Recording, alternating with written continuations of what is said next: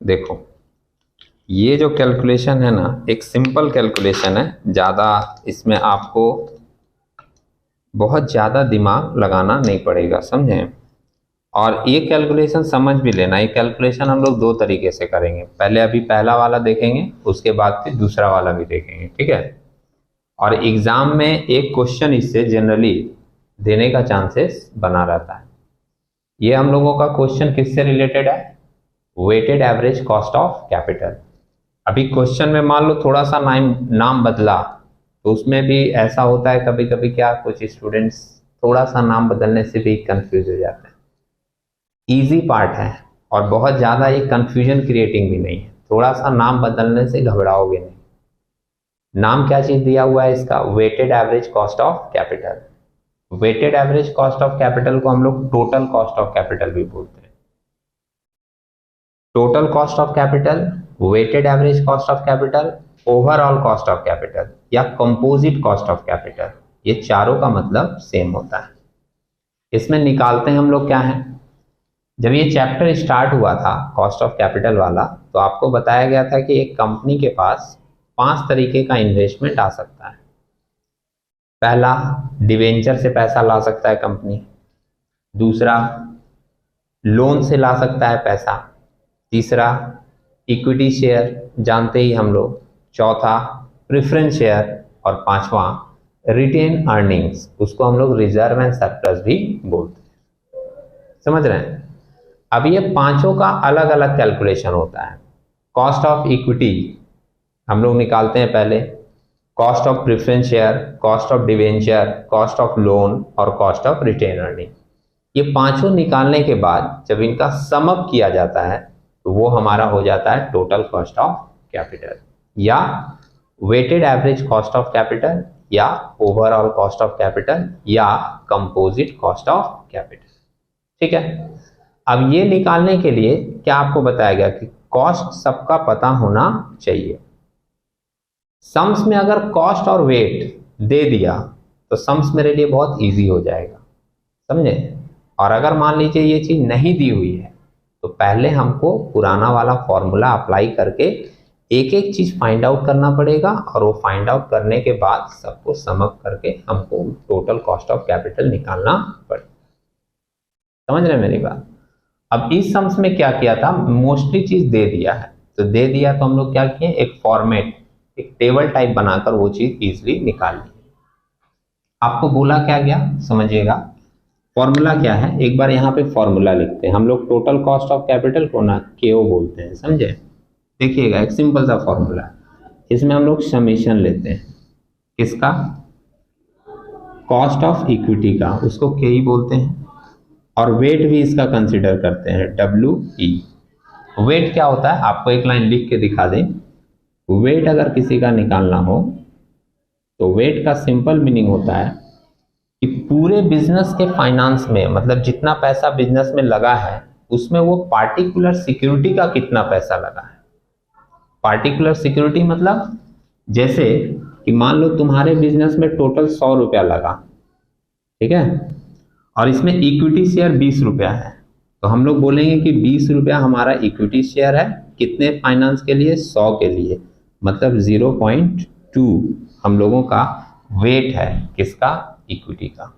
या आप इसको 20 डिवाइडेड बाई 100 इंटू 100 कर दोगे, तो यही चीज इन टर्म्स ऑफ परसेंटेज में आ जाएगा 20%। हम लोग बोलेंगे कि जितना मेरा फाइनेंस लगा है पूरा, उसमें 20% किसका हिस्सा है, इक्विटी शेयर का।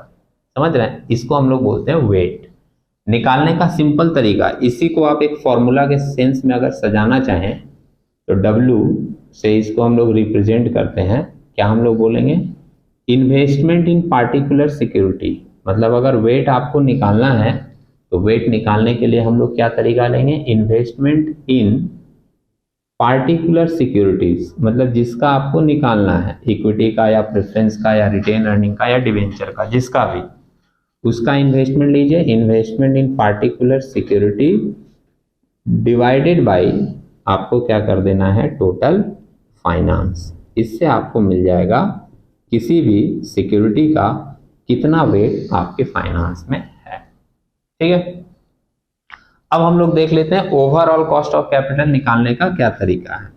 ओवरऑल कॉस्ट ऑफ कैपिटल के लिए देखो, मैं तीसरी बार बोल रहा हूं, हम लोग सबका कॉस्ट और वेट निकाल के उसको क्या करते हैं, सम अप। तो जैसे सबसे पहले इक्विटी का लिख दिए, इसके बाद जैसे प्रेफरेंस शेयर है सम्स में, तो कॉस्ट ऑफ प्रेफरेंस शेयर लीजिए और उसका वेट भी लीजिए मल्टीप्लाई करके, वेट ऑफ प्रेफरेंस शेयर, ठीक है। प्लस अगर मान लो उस कंपनी के इन्वेस्टमेंट में डिवेंचर भी है, तो कॉस्ट ऑफ डिवेंचर आपको लेना पड़ेगा, समेशन में ले रहे हैं, cost of debenture KDWD, plus अगर रिजर्व है उस कंपनी के पास तो समेशन ऑफ KR से रिप्रेजेंट करते हैं रिजर्व को, KRWR, और अगर लोन भी है उस कंपनी के फाइनेंस में तो आपको वो भी ले लेना होगा, KLWL। समझ रहे हैं? अगर पांचों चीज है तो, अगर मान लो लोन नहीं है तो इसको छोड़ भी सकते हैं, लिखना जरूरी नहीं है, ठीक है। ये हमारा सिंपल फॉर्मूला है। अब आप एक बार सम्स में देखो, सम्स पूरा का पूरा यहाँ प्रेजेंट ही है। इस वाले सम्स में हेडिंग दिए हम लोग calculation of weighted average cost of capital, ठीक है, शॉर्ट में लिख दिए WACC। इन्वेस्टमेंट, इस कंपनी का इन्वेस्टमेंट कहाँ कहाँ है, इक्विटी शेयर में है, प्रेफरेंस शेयर में है, रिटेन अर्निंग है और डिवेंचर है, ठीक है।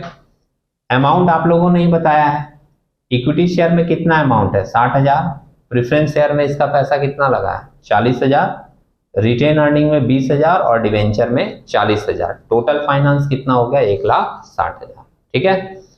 अब हम लोग निकाल रहे हैं इसका वेट, ये सम्स में नहीं दिया है, तो वेट निकालने का आपको सिंपल तरीका क्या बताया गया, इन्वेस्टमेंट इन पार्टिकुलर सिक्योरिटी, जैसे इक्विटी शेयर में कितने का इन्वेस्टमेंट है, 60,000 का, दिख रहा है, और डिवाइडेड बाई क्या करने बोला गया है, टोटल फाइनेंस। तो आप 60,000 को डिवाइड कर रहे हो 1,60,000 से, है ना, तब आपको क्या मिल जा रहा है, 0.375, ठीक है।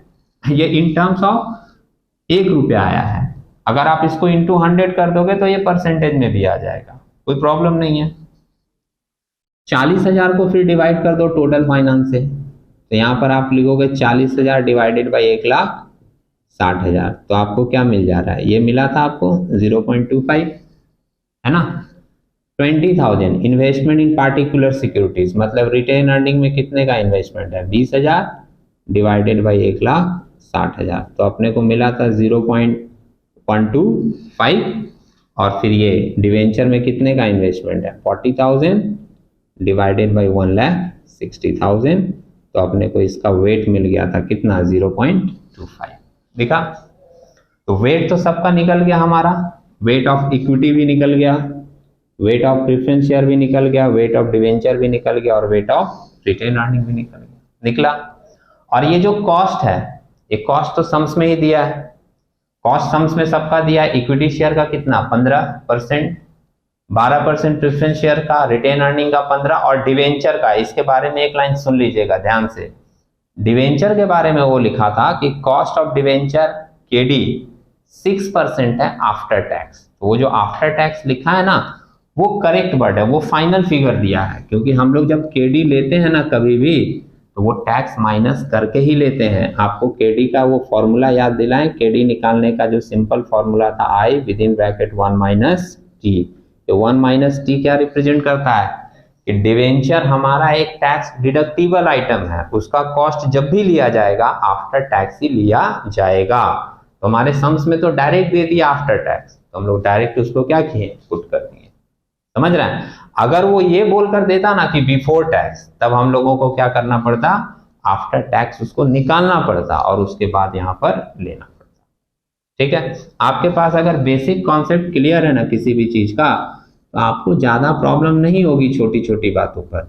जैसे सम्स में लिख दिया कि cost of debenture 6% after tax, बाकी सबके साथ तो नहीं लिखा था, तो वहीं पे दिमाग क्या होगा, अटक जाएगा कि बाकी सब में तो नहीं लिखा, इसी के साथ क्यों लिख दिया, है ना। लेकिन जो बच्चा जानता है कि debenture is a tax deductible item, उसका जब भी लिया जाएगा कॉस्ट आफ्टर टैक्स ही लिया जाएगा, और सम्स में आफ्टर टैक्स दिया ही है, तो हमको वो फाइनल फिगर दे दिया है, हम लोग डायरेक्ट यहाँ पर लिख दिए।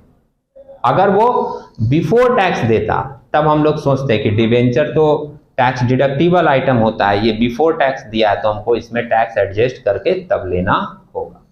समझ रहे हैं? अब आप देखो ये कॉस्ट सम्स में हमको मिल गया, मतलब ये केई भी मिल गया, केपी भी मिल गया, केडी भी मिल गया और केआर भी मिल गया। दिख रहा है आपको? अब जब सारी चीजें पता है हमको तो हम लोग क्या किए, फॉर्मेट के सेंस में ही यहाँ पर पुट कर दिए, वेट और कॉस्ट का मल्टीप्लाई करके यहाँ लिख दिए के डब्ल्यू। दिख रहा है आपको? मल्टीप्लाई ही तो हुआ है सबका, कॉस्ट और वेट का, है ना? तो डब्ल्यू ई और के ई मल्टीप्लाई करके यहाँ लिख दिया गया।